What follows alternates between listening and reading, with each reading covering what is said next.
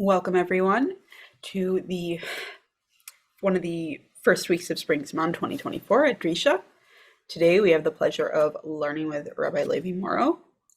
This is the first session of today's class, The Man of Faith in the Age of A.I. What Rav Joseph Soloveitchik can teach us about society, each other, and ourselves.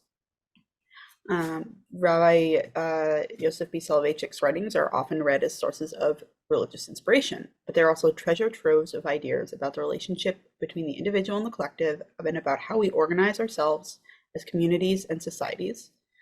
In this first class, we will look at how does Rav Soloveitchik understand modern society? What are its features and what types of communities does it produce? And what does it mean to create a community of faith if faith and modernity are in attention? For those who have not had the pleasure of meeting Rabbi Levi Morrow, he received smicha from the Sheba Sephardic Center in Yerushalayim. He is a PhD candidate at Hebrew University in Yerushalayim, where he is researching Rav Soloveitchik's political theology. He wrote his master's in Jewish philosophy on Rav Shagar at Tel Aviv University. He is the translator of Living Time Festival Discourses for the Present Age, a volume of holiday drashot from Rav Shagar that will be published by Magid Books. For people joining in on Zoom and Facebook, we do welcome your questions and want to hear from you in chat. Or if you are on Zoom, I can also make you a panelist. That way you can talk and share your thoughts and unmute yourself even. I will send those around invitation to do that shortly, as well as post sources in chat. All I ask is to, if you are not actively speaking, to mute yourself, because otherwise we can get some funky cross chatter. And with that, Rabbi Morrow, I want to hand things over to you. Thank you so much, Kayla. Thank you, Darisha, for the opportunity to teach again. Thank you to the community for joining us. It's my third or fourth time teaching for Darisha, and I always find just wonderful participation and conversations, and I'm very grateful for the opportunity. This class is in some ways born out of my engagement with Rav Soloveitchik over the years, both as my PhD topic, and I've been teaching Rav Soloveitchik for years at Yeshivat Oraita in the Old City of Jerusalem, but all the more so out of the last year or so, more of the blossoming of a discussion around AI in modern society, the question of what technology might be called artificially intelligent and what that might mean for us and what it can do.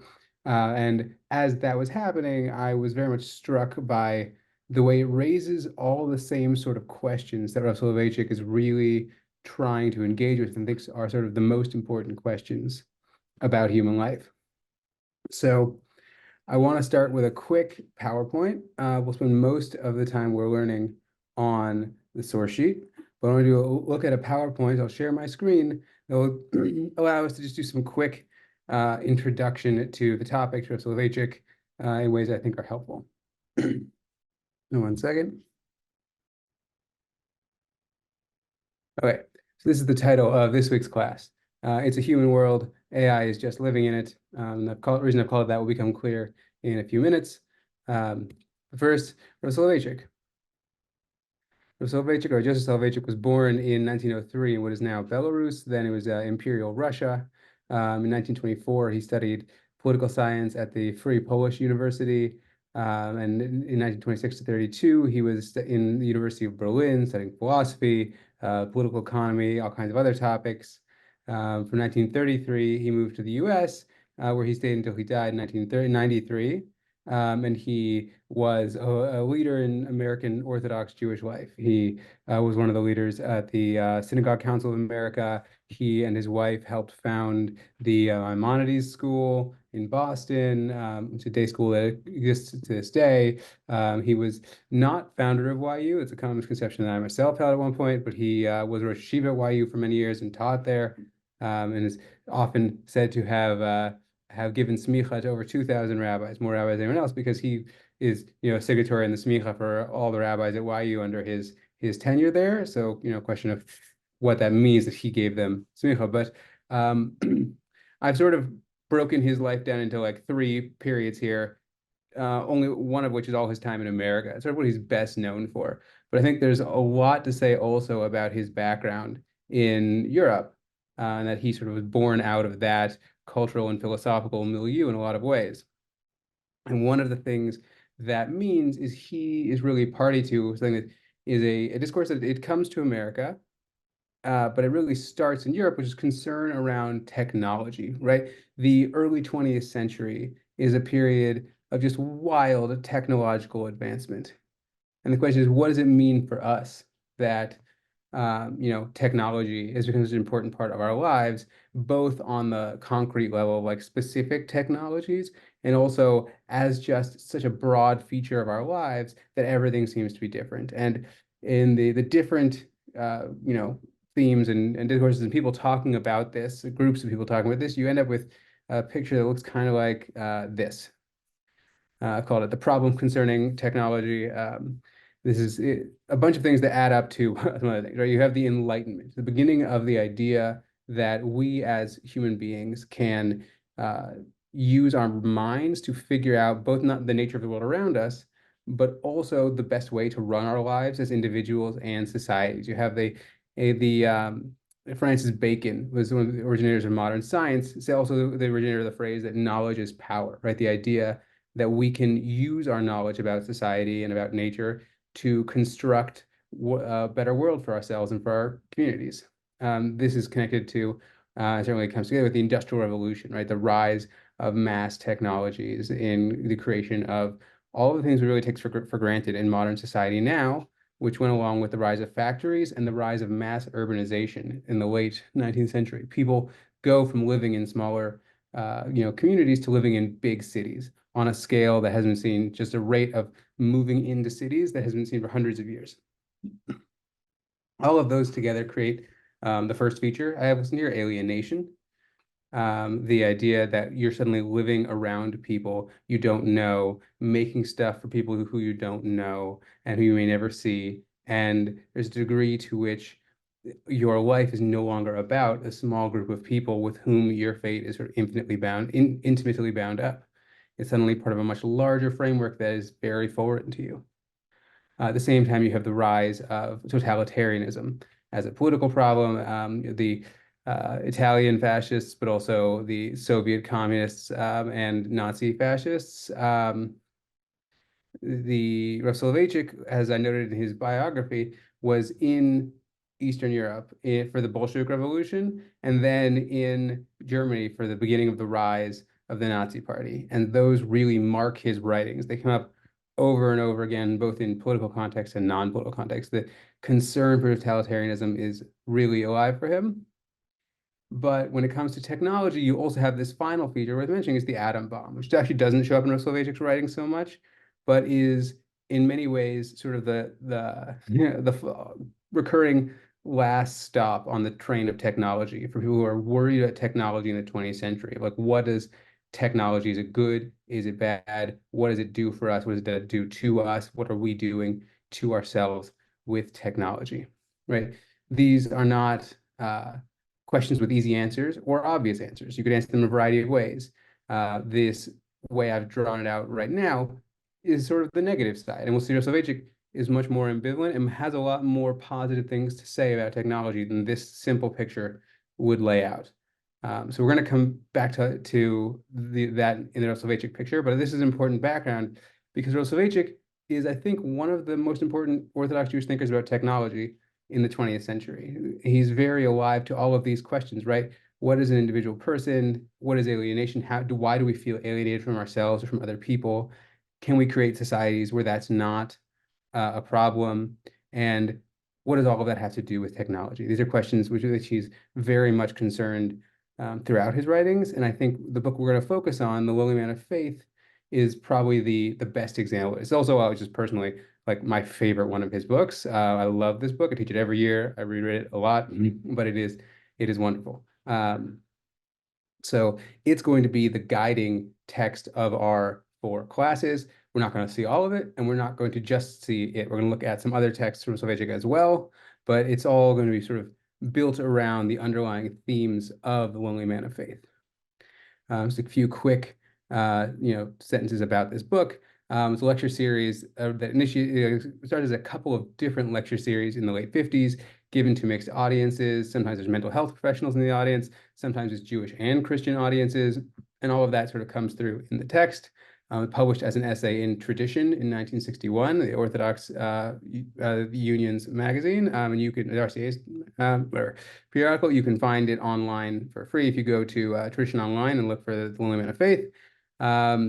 It is built as a drasha, an extended sort of homiletic interpretation of the juxtaposition of the creation of human beings in the first and second chapters of Bereshit, Genesis, the way that happens differently. Lonely, we're in the title, is a key important part of the text. We're not going to talk about it today so much. We're going to focus on that next week. The question of what does he mean by loneliness and how does that shape human existence as an individual? And how did that also tie into communities? Has to do as well with the question of faith, the place of faith in the modern world, and that will occupy us a bit more today. The book is often read for Soloveitchik's theological and religious thought. What does he think about issues like tefillah, prayer? What does he think about the meaning of keeping the mitzvot in the modern era? Those sorts of questions, and they're definitely in there. But we are going to, in many ways, focus more on questions around technology, modernity, the nature of the self, and society. And we'll see that the other issues are actually sort of built on top of these underlying concerns about human nature and community.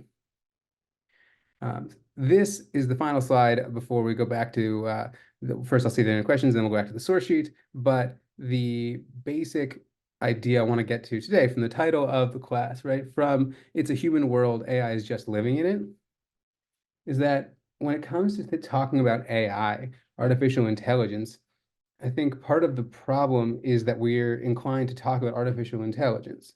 There's this phrase that has some sort of meaning, and it's not necessarily clear. And if you think about it, the phrase comes to us from literature, from from science fiction, talking about artificial intelligence, and we sort of borrowed that and brought into what people are doing today, what are making today, and that obscures what I think are the real questions, right? So I think what I said is we go from AI questions to people questions, from asking what is artificial intelligence to asking what are people doing and making that we call AI. When instead of asking like, oh, has artificial intelligence arrived? Have we found it? Or we ask, have the people who are doing those things that we call AI, have they succeeded in their goals? And then we have to ask not like, what is AI going to do, right? People say, well, would AI destroy the world or something like that? Or would AI be, nice to people? You hear these sort of questions. Like, well, before we ask about those sort of things, we ask like, well, the people who are trying to make AI or whatever they're trying to do, what do we think about what they're doing and why they're doing it, right? So the questions about AI are often questions you might say about like discovery, where there's this thing we're looking for or might have found, but they actually need to be questions about technology, about the things people make and why they make them, and how we feel about that. Like that could be good, that could be bad, it could be mixed. But those are the really sort of more important questions to be asking. In order to ask those questions, I want to dive into Rav Soloveitchik's thought about modernity, about what we as people become in modernity, and how faith might both embrace that and push back against it. And then once we've had a chance to think about that together, we'll come back to these questions about AI and try and answer them for ourselves, or think more about how we might answer them for ourselves. And as I said, again, these questions don't have obvious, answers, like, oh, this is a right answer, the wrong answer. People are going to be split on these, both in terms of what they think is actually going on and how they evaluate what's going on. If they disagree about the same thing, might be good or bad for some people or other people, they're going to disagree. But I think this will get us down to more important questions. I'm going to stop sharing my screen right now. Before we jump into sources, does anyone have questions? Anything not clear so far? I can also unmute you if you need a hand with that. Nothing, Okay. no questions on Facebook. Wonderful. So we will hop over to the source sheet. Again, that is in the chat for anyone who wants it, but I will be sharing my screen as well. Okay. So we have here, the same questions I've just laid out. But here, this is from a piece from the beginning of Lonely Man of Faith, where he's laying out exactly what the question is. Because loneliness, and we'll talk more of this next time, is a fundamental feature of the human life. But he says in the book, I am mainly interested in a contemporary man of faith who is, due to his peculiar position in our secular society, lonely in a special way. No matter how time-honored and time-hallowed the interpenetration of faith and loneliness is, and it certainly goes back to the dawn of the Judaic covenant, contemporary man of faith lives through a particularly difficult and agonizing crisis, right? So the rise of technology in the modern era, and we'll see this in a second, is so in tension with faith in some ways. In interaction with faith is a strong way that whatever it means to be lonely is just doubled and redoubled because of it. I'm not going to read through this paragraph. I will quickly summarize. This is from a fascinating early essay called Declaring the Holidays by Witness and Calculation, where Osage gives his sort of broadest definition of modernity and the space of Jews in modernity. And he talks about how there's a rise of a new culture based on liberty, égalité, fraternité, the slogan of the French Revolution, which will promise religious liberalism and national assimilation in Western Europe, he says, in Germany and France, right? Jews were invited to become members of French and German society as long as they were willing to let their religious life be just their own sort of private religious life and not have anything to say about broader society. And in Eastern Europe, he says there was the gospel of intellectual freedom rooted in political and economic freedom, that there was less, since you could join the nation, right? Jews were not invited to become Russian or Polish or anything like that, but they had potentially more freedom, both intellectually, they could, join intellectual movements, but also because there was some political and economic freedom as well. And he finishes this saying, from amidst the flames, the prisoners of poverty and iron saw the figure of the Messiah. The Jews who've been suffering in Europe saw the possibility of Mashiach in the modern era. The modern era would save Jews from their downtrodden state. There would be some form of like redemption in a real sense for them. Rav Soloveitchik then says that there's a degree of this is a false promise. These are false messiahs. That there's not like this isn't really going to work, and he has a whole extended discussion of the way anti-Semitism doesn't go away just because Jews assimilate. But he ends by saying he invokes the image of Kiddush HaChodesh, the sanctifying of the new moon. His Hareini Machriz Mikudash Mikudash. I declare sanctified, sanctified. That modernity, even if it's not fully redemptive, it is real. It is some sort of real shift in the nature of Jewish life that's not inherently bad. It is, in fact, a real step forward. And you can see that there's a degree of ambivalence there, right? These promises of Jewish life that come along with assimilation and secularization also contain something religiously valuable, something that would make him say, sanctified, sanctified. Later on in the essay, he wants to ask, well, what did this do to modern Jews? He said, what did modern Jews do? What did liberal Judaism, including secular nationalist Judaism, do? Right. So he means the rise of non-Orthodox movements in Germany, but also of secular Zionism. And these are in both sides of this picture, people with whom he shares some things in common, but not others. And he was trying to maintain a vision of what he wishes Judaism would be. With the problems he's seeing in it. And I think I don't want to get into his own sort of polemics and the role he plays in America later on. But he says they replaced holiness with wisdom, a kingdom of priests with a wise nation, a holy people with an understanding people. What is more, they turned wisdom into clarity, pure reason into utility, and knowledge of God into pragmatism and efficiency. That there's a sense of what modernity is about technology, pragmatism and efficiency. The question of it's no longer about knowing the good truths or knowing the best way to live. It's about what can get things done in the most efficient manner. And that for him is a real shift. In this essay, I'm not going to read this whole source number 5, but this is from one of his Zionist essays, the Rav Speaks, 5 Addresses on Israel History and Jewish People, where he says, like, what was it that was the shift from the old world to the new world? And in his sort of the homiletics, he's talking about what did the biblical Joseph see when he had his dreams that enabled him to sort of shift into Egypt in a way that his brothers weren't ready for. He says that it was a secular culture, great and powerful technology, creating wonders and changing the foundations of our life. It is, he says, a new economic and social order. That for Soloveitchik, what enables all of the shifts in Judaism in modernity, that thing that makes him both terrified and almost excited about the possibilities of it, is the question of technology, the question of efficiency and pragmatism, the new economics, the way that these shift the underlying structures of Jewish life into creating different communities. So that is what he's going to say stands in opposition to faith. That faith, we'll see this as we sort of move through the sources, is going to be about anti-utility, the question of should there be limits on technology. And one way of thinking about this discussion of here, of turning wisdom into clarity, pure reason into utility, is often referred to as instrumental reason. And should there be limits on reason, or can reason set its own limits, and those sort of questions? And Rav Soloveitchik takes a pretty emphatic stand that reason, for all its amazing capabilities, is incapable of setting its own limits, and you need some other elements, your values. Like, where do values come from? We'll see that they come from faith. We'll talk more about that next time. So then I want to look quickly again at the beginning of Lonely Man of Faith. We'll get 2 paragraphs here that will set up, sort of tell us about the book more broadly, and then jump into the real meat of today's question, which is the 2 forms of community, I call it, right? What are the forms of community we want to create?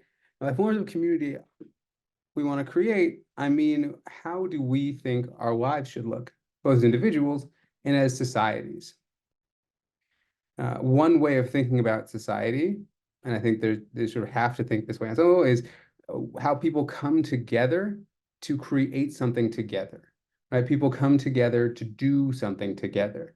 And that can be a big project or a small project. And for Soloveitchik, notably, he uses the term community just so fluidly that it means everything from like 2 people who are friends or romantic partners, all the way to like the cosmic community of like all of society, and potentially more than that. But I think certainly all humans he could see as like one community in some sense.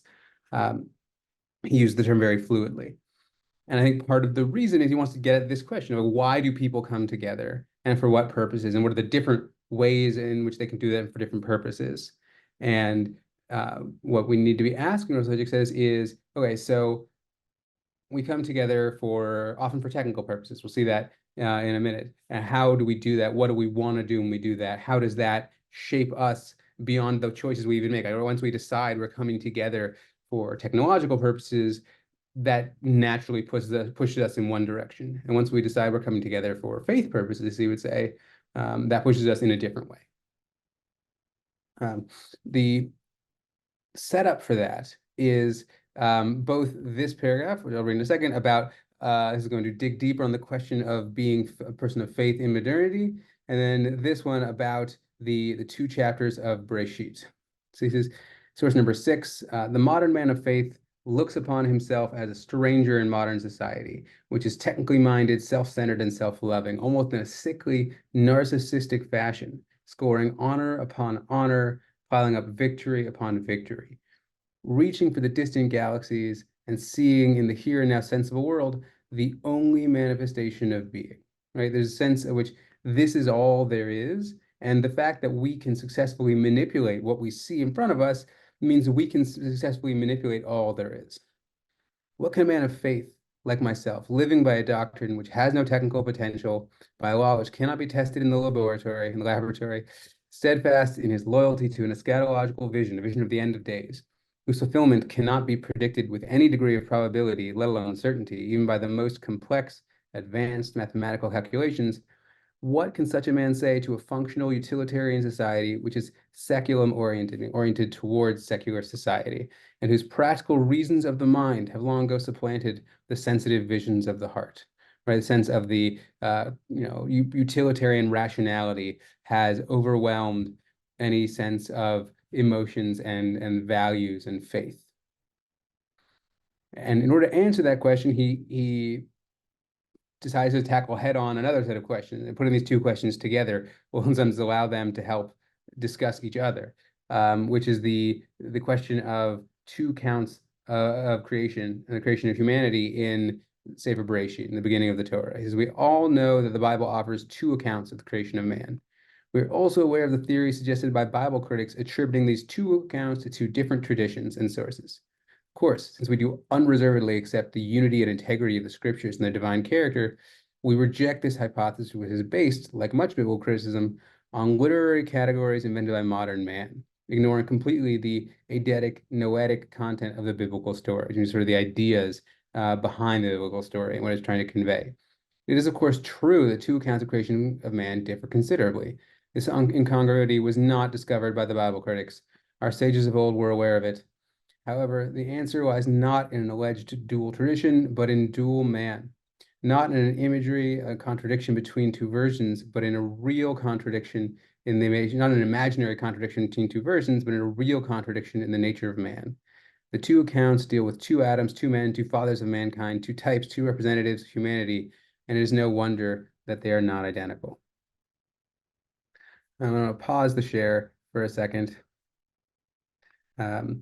Just to a note in the last bit, the gendering for Rav Soloveitchik is something you sort of have to grapple with. He has another book on relationships where he's very gender essentialist. Anyone interested, I recommend looking up an article by Shira Wolowski available online called The Lonely Woman of Faith. It's phenomenal. But more importantly, sort of substantially for our issue, you can see the shift there at the end from the ambiguity and ambivalence I've been talking about faith and rationality, faith and modernity and efficiency, isn't about being a religious person in a secular world for Rav Soloveitchik, right? In some sense, some of the other texts we saw painted that way. But in Limit of Faith, well, that line doesn't run between us and the world outside us. It runs straight down the middle of who we are.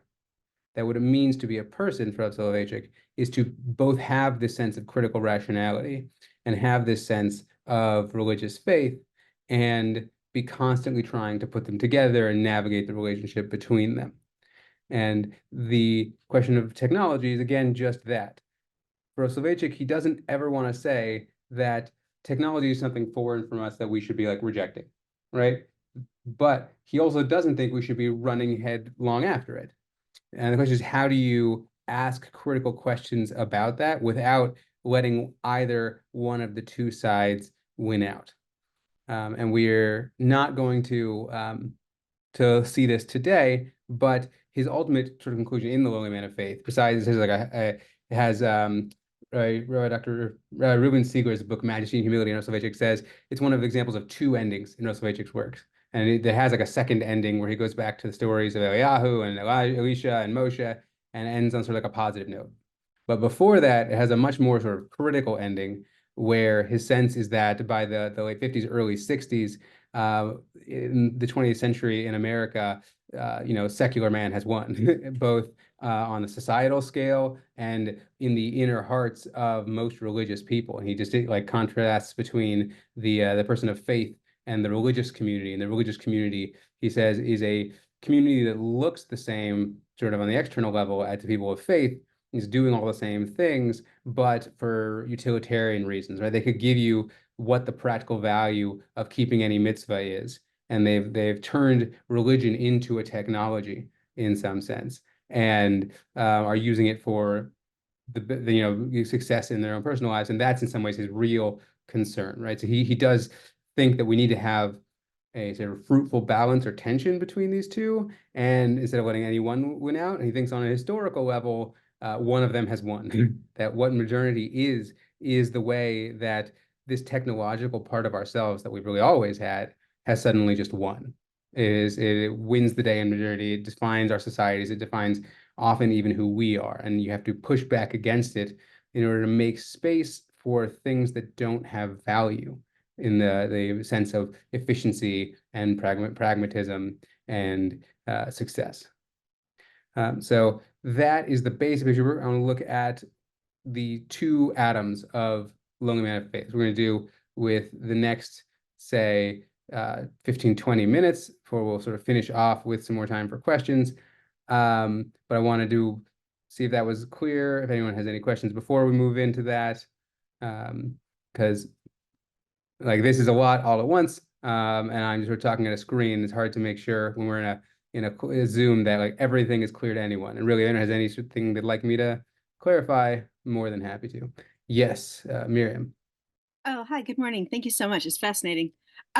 So it sounds like when you say, I hear you putting the binary between, well, not in a negative sense binary, but between keeping that fruitful balance and tension and choosing one over the other. Clearly in any point in your life, you're going to, when you're at work, you're choosing one, and when you're chill, you're choosing the other. It sounds like when you say that you won, you're talking about how you define yourself. Is that accurate? What do you mean you won? And I mean, like, which one wins? Exactly. Um, it's a good question. Part of it is a question of motivation. Like, why are you doing what you're doing?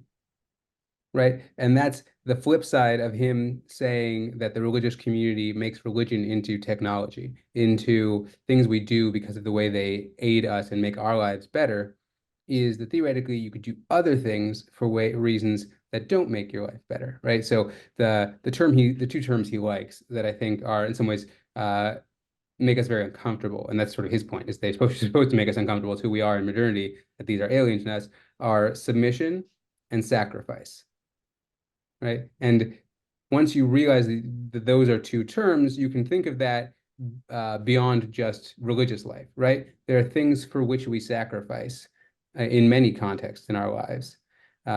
Like in some ways, this is what it means to have values. That values are things for which you believe you should sacrifice in some context or other, right? There are different situations in which you may or may not have to sacrifice for any value, but think like when we live our lives, values regularly come into tension, and then you have to like pick what is the most important value, what's not.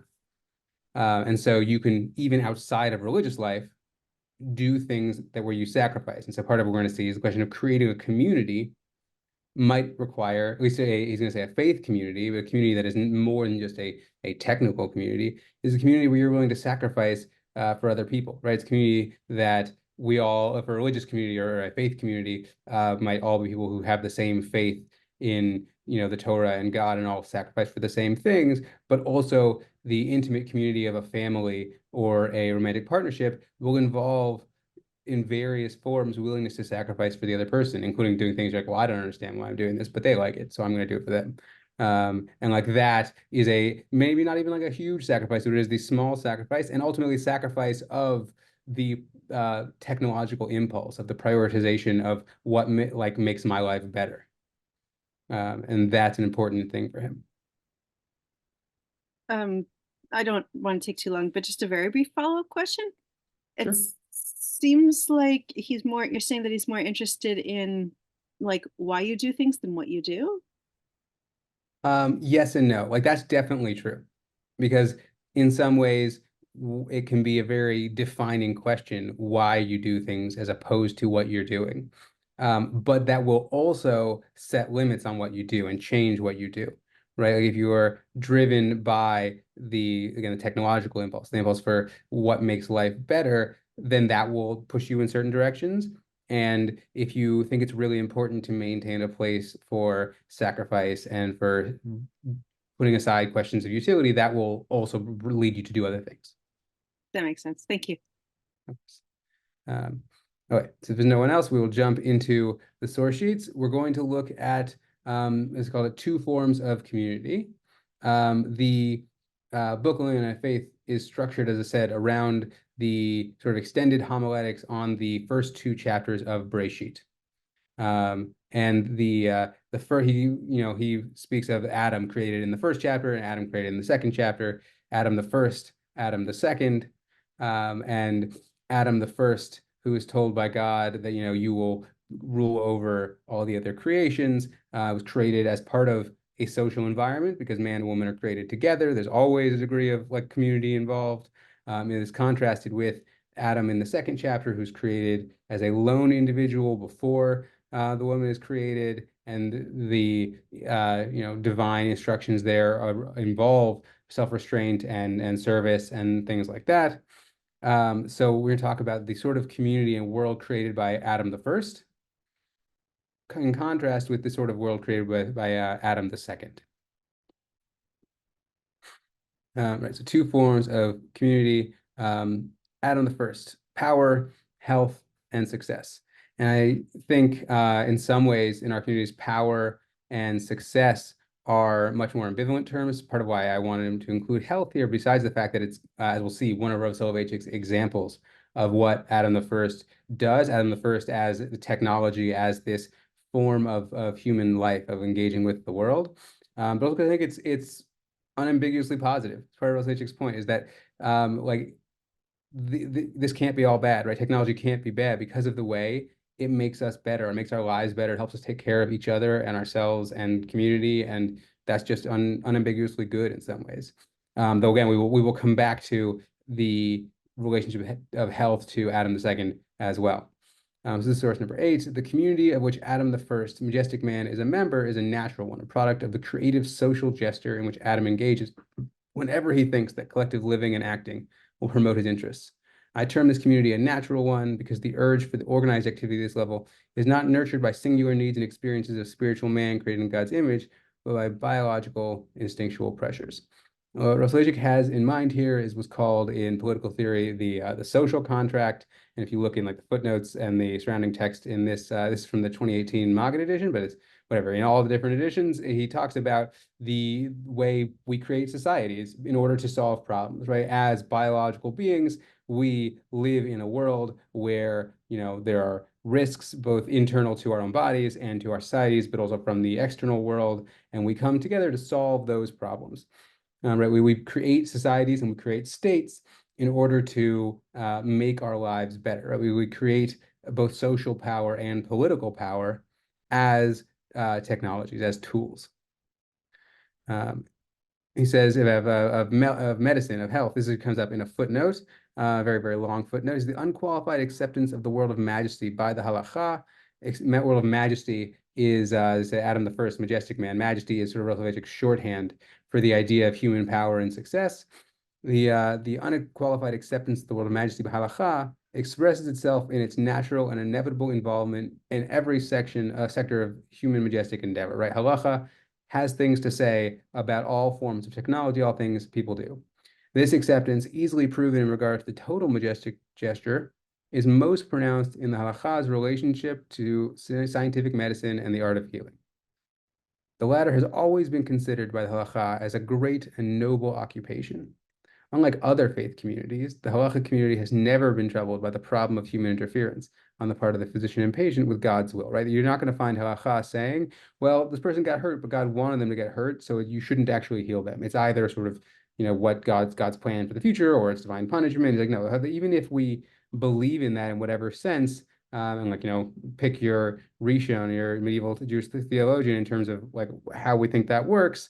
But no one has ever said, well, that's supposed to stay that way. Halacha says that in fact, like there's specific ways we figure out who pays for the doctor when someone injures another person and that sort of thing. Like the assumption is there is in fact a value to human healing.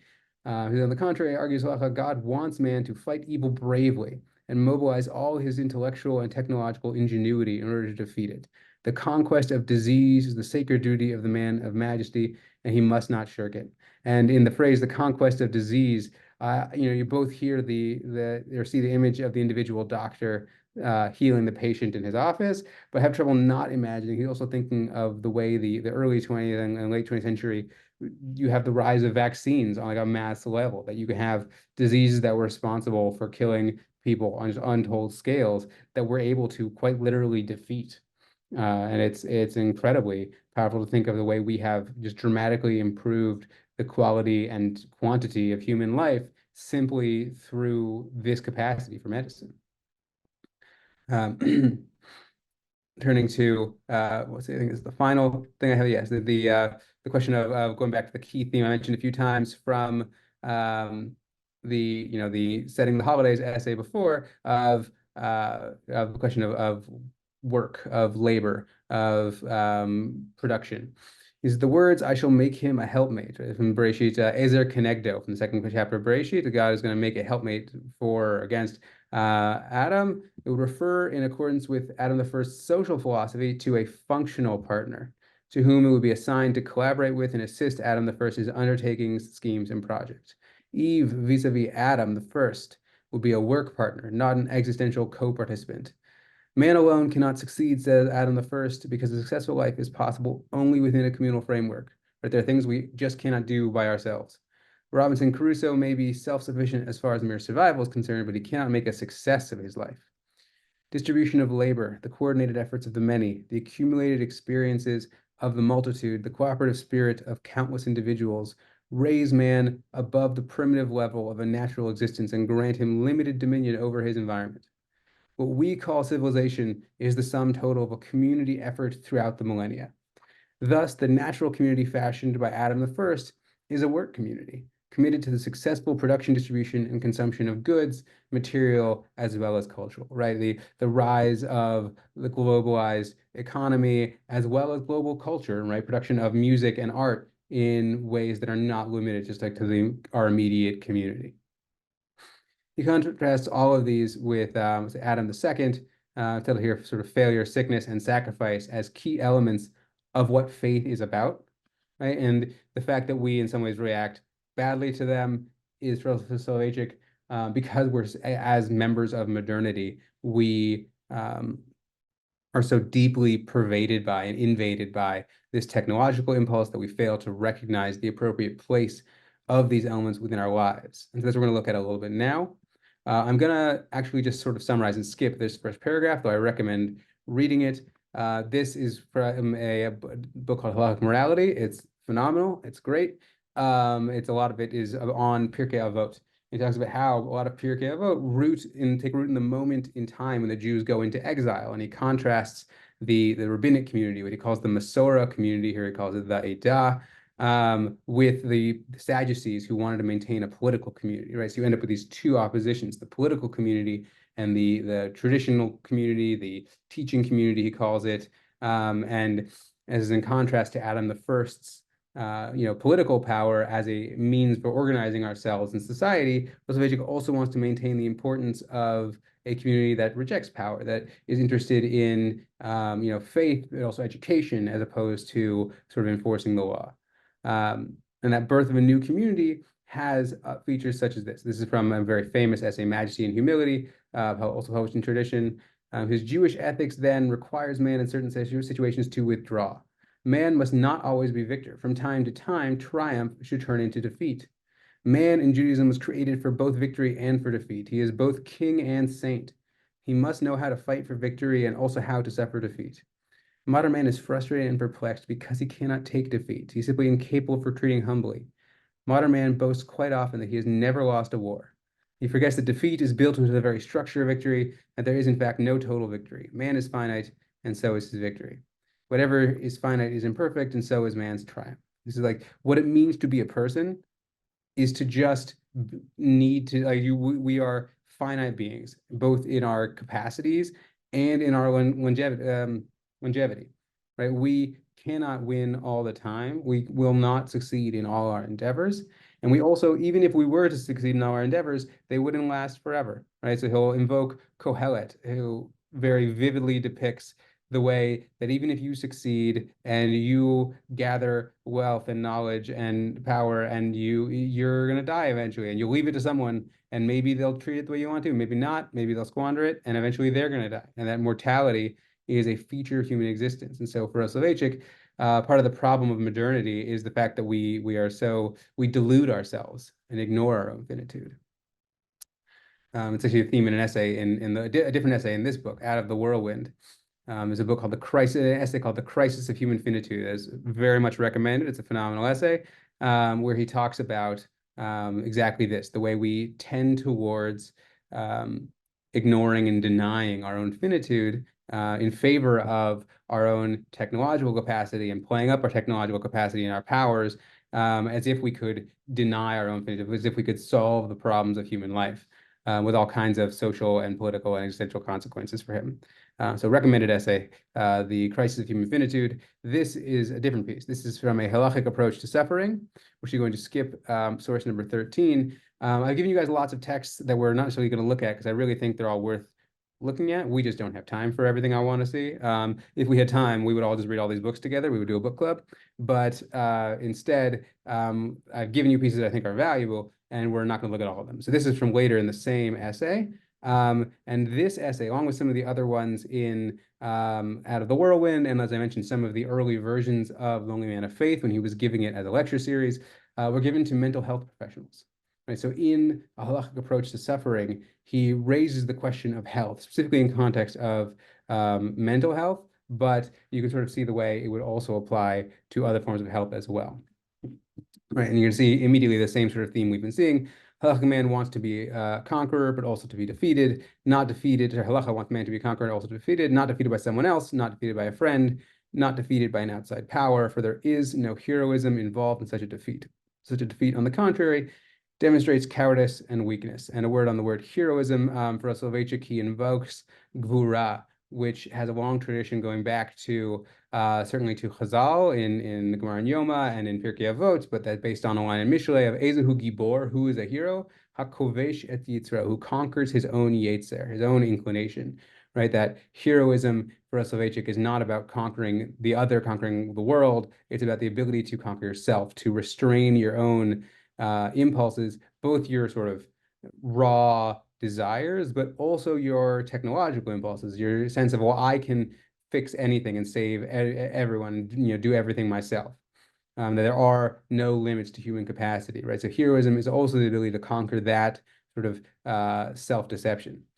Halacha wants man to be defeated by himself, to take defeat at his own hands, and then reverse the course and start surging forward again and again. This directional movement, like a perennial pendulum, swinging back and forth, gives exhaustive expression to man's life and to halacha. I think those are the two poles, man's greatness and man's weakness, between which we move back and forth, and which halacha guides us in moving back and forth. Is this important for mental health? I believe so. Of course, I cannot spell out here how this doctrine could be developed into a technology of mental health, and he doesn't mean technology here in the sense of success purely, and like thing that will help us solve the problems, because that's what he's talking about, the dynamic movement between them. But he thinks that once you recognize that you have these two parts of human life, they could be incorporated into how we talk about and think about mental health. I believe this doctrine contains the potential out of which there is a great discipline of the Judaic philosophy of suffering, right? And that's the title of the essay, is a halachic approach to suffering. An ethic of suffering and a technology of mental health might emerge, a vision of mental health, which includes the reality of suffering. I believe that the trouble with modern man and his problems, what the existentialists keep on emphasizing, anxiety, angst. Man is attuned to success. Modern man is a conqueror, but he does not want to see himself defeated. This is the main trouble. Of course, when he encounters evil and the latter triumphs over him and he is defeated, he can't take it. He does not understand it. Again, emphasizing the theme that to be modern is to find all of these ideas really alien. But broadly speaking, what he's trying to convey about mental health is just that part of the definition of healthy in many, many areas is determined societally. And in a society that thinks we can solve all problems, that there should never be any suffering, meaning that suffering is not a natural part of human existence, then you're going to have a real tension when it happens, right? For Rav Soloveitchik, the importance of recognizing a place of suffering is not because like suffering is good, right? You can't think suffering is good and talk as like powerfully as he does here above about medicine and about defeat of disease. But it is unavoidable that there's a real fact of human existence that for both physiological reasons we suffer, but also for emotional reasons and for societal reasons, right? Like relationships are hard, both with other people, like individuals, and as groups. And navigating those means sometimes we're going to feel bad. And if you think you're not allowed to feel bad because you should just be able to make yourself feel good all the time, then that causes worse problems. You would say there's a degree of like suppression and denial, and also guilt about feeling bad. He says you shouldn't feel guilty about feeling bad because that's like a natural part of human life. So he's not giving us here clear answers about how to manage them, but he's pointing the direction to a way of thinking about health that includes sickness as a natural part of life, right? That you should not be denying death as a reality of human life and denying frailty and weakness as real elements in, for lack of a better word, a healthy human life. So moving towards the end of this depiction, this is again from the Declaring the Holidays essay, which again I think has some of his just most amazing discussions of modernity. And here he says, the foundation of foundations of all great movements and revolutionary ferments which took place in the existence and fate of the nation in the process of shifting from Yisrael Saba to secular Judaism, meaning from like traditional Jews to modern Jews, is the change in its relation to and posture toward economy and sustenance, right? The shift in, if we are, do we think that economy is something we do versus that is, waiting for our sustenance and our money from God. And we're not going to read this, but he contrasts the ochle man, the people who eat the man, that the manna from heaven in the 16th chapter, I want to say, of Shemot, of Exodus, in the Parsha B'Shalach, we read a week and a half ago in Shul, with the people who eat the quail, the slav of Bimidbar Yud Aleph, the 11th chapter of the book of Numbers. People complain about eating bread that falls from the sky, and God brings them quail. He says they say the blessing over bread without mentioning God or God's kingship. He says the people who ate the quail saw that it came on the wind, not that it came from God. And right, that he thinks the sense that we are capable of running our lives, and also, and in this specific economic and technological sense, and also means that we're responsible to do so. And that's in contrast to the traditional community he wants to sort of maintain, where people who eat the manna, people who believe that economy descends from heaven, that we have our role to play, but there is some real sense in which is all ultimately out of our hands. And that's connected to the last theme I'll mention, which is sacrifice. Adam the first, this is back in Lonely Man of Faith. Adam the first was not called to sacrifice in order that his female companion come into being, while it's indispensable for Adam the second to give away part of himself in order to find a companion, right? In the first chapter of the Torah, man and woman are created simultaneously, independent from one another, as for sort of fully separate individuals. Versus in Adam the second chapter, Eve is created from Adam. There's a sense in which Adam first has to give up something of himself, and Eve finds herself already in relationship with him when she's born. And that sense of both mutual sacrifice, or sort of sacrificing for the other and being intimately connected to the other, are going to be very important for this sort of community. This community fashioning gesture of Adam the first is, as I indicated before, purely utilitarian, intrinsically egotistic, and as such rules out sacrificial action. For Adam the second, communicating and communing are redemptive sacrificial gestures, right? And we'll talk about this more going forward. Thus, in crisis and distress, there was planted the seed of a new type of community, the faith community, which reached full fruition in the covenant between God and Abraham. In some ways, Abraham is the prototypical figure for faith. He invokes the Kierkegaardian phrase that Abraham is a knight of faith, knight in the like medieval knight. I'm not going to read this line from one of his tshuva drushes from this volume, but here and throughout a variety of his other texts, he makes the rather bold claim that Judaism is in theory, if in theory alone, okay with human sacrifice, because sacrificing yourself is the ultimate level of sacrifice for God, and that would be a good thing. It's just that killing is bad, so that's not possible. And so we find other ways of sacrificing ourselves for God, and that takes the form of choosing faith and ritual over pure technological life and technological society. We're not going to read this inside. You're welcome to take a look at it. But it does also explain why Abraham is the sort of hero for Rav Soloveitchik, because he is the one who's willing to sacrifice his son. I'm going to read through these questions I placed here at the bottom quickly, and then we'll talk about them after I stop the share. And then I encourage you also to keep thinking about them after we're sort of done here, though I'll be happy to stick around for questions as long as people want, as long as Drisha is willing to let me. How would Adam the first think about artificial intelligence? How would Adam the second think about artificial intelligence? What about you? What kind of world and communities should we make? And where does AI fit into them? Right, we talked a little bit about AI at the beginning, but I think, like, to put my cards on the table, this is going to be one of the more sort of critical parts of this. I think AI is right now something that like certain companies are doing in order to make the most efficient tools they can for whatever jobs they think are worth doing. And that can be a good thing. Like, efficiency doesn't have to be bad. If it's something worth doing, and AI can do it better, then great. And like AI, one place it's probably going to be really helpful at some point. Like, there are current open questions on like how good it is or not, is like medicine and diagnostics. Like that, if the ability to do cheaper, faster diagnostics, assuming it works really well, is going to be incredible.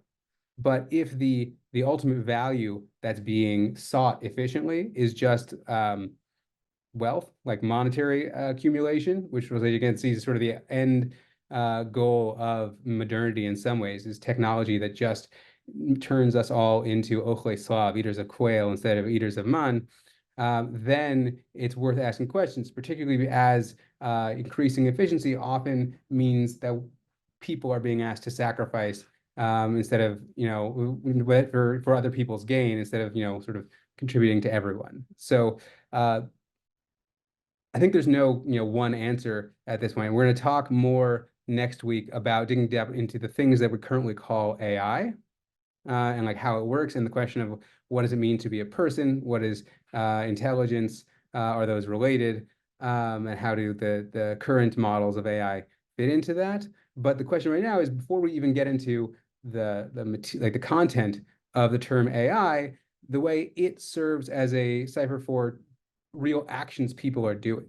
And that when we think about those actions, we think about what's the world we want to create versus not. And like something that's on the table now in America, in Europe, is question of like governmental regulation of AI.